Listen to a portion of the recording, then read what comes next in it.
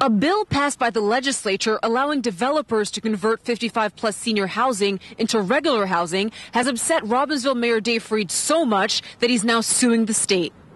Back in 2009, the state legislature passed a conversion law that allows developers to convert senior housing into single-family homes. It was a move to help relieve the housing market that was spiraling downward at the time.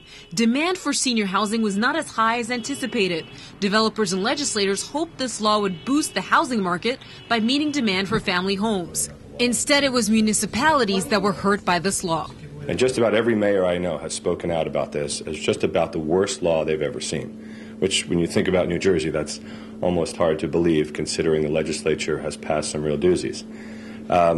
This was just a really bad law. It makes no sense. And when you think about the fact that the state hasn't been able to fully fund its own funding formula, Robbinsville today is $2 million below adequacy, meaning our kids are below where they should be according to the state's own minimum funding formula. That's unacceptable. Our kids are in trailers right now.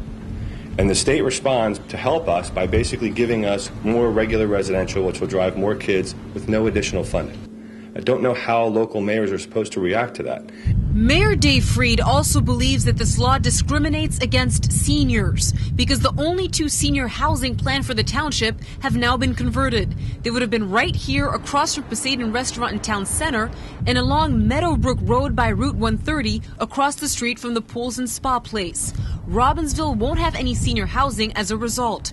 The neighboring township of Hamilton already has senior housing, but the conversion law will jeopardize future senior housing construction.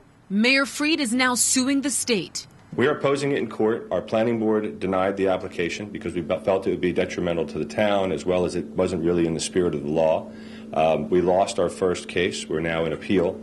But what hasn't been challenged is whether or not this law is constitutional and whether or not the legislature really had the right to do this in the first place. And that's what this lawsuit is going to do. This is actually going to challenge whether or not this law has any ability to survive under some of the challenges that we're going to make. We will keep you updated on the progress of the mayor's lawsuit. Reporting in Robbinsville, Sibylle Morancy, WZBN News.